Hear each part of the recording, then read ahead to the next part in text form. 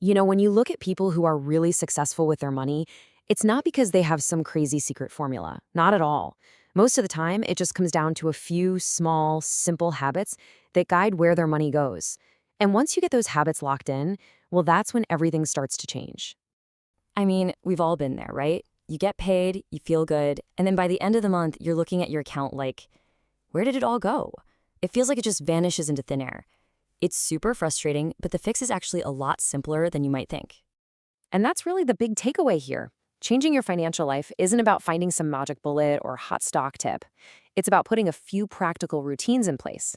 These quiet little habits that completely change how money flows through your life day in and day out.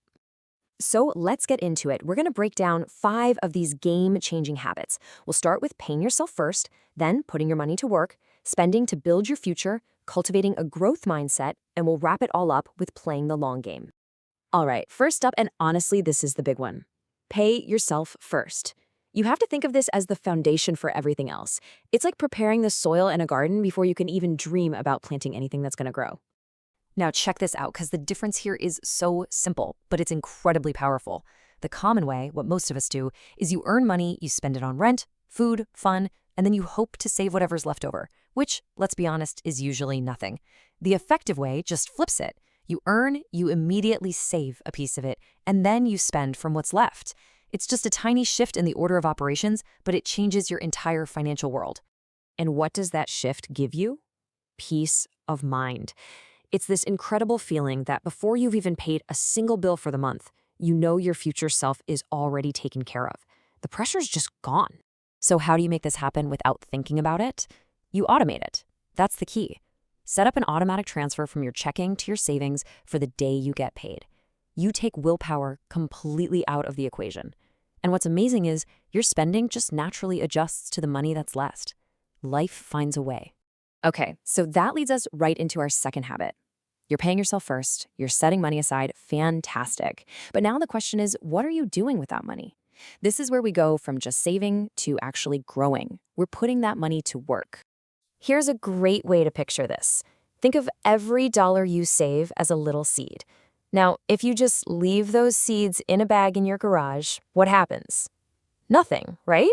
But if you plant them, well, then you've got a shot at growing something much bigger. And that's exactly what cash is.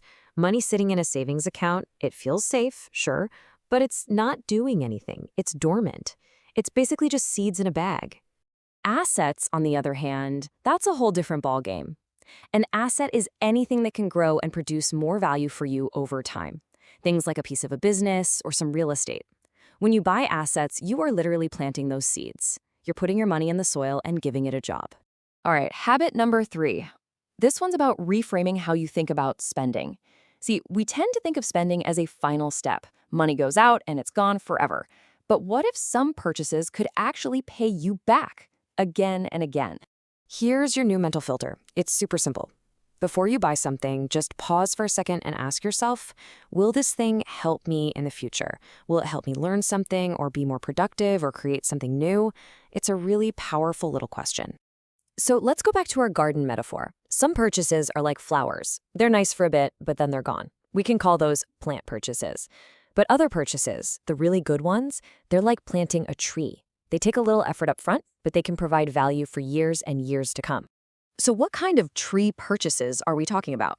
Well, it could be taking a course to learn a new skill, or buying a tool that makes you way more efficient at your job. It could be a book that gives you a breakthrough idea, or anything really that opens up a new opportunity. You're using your spending to build a better future, not just consume in the present.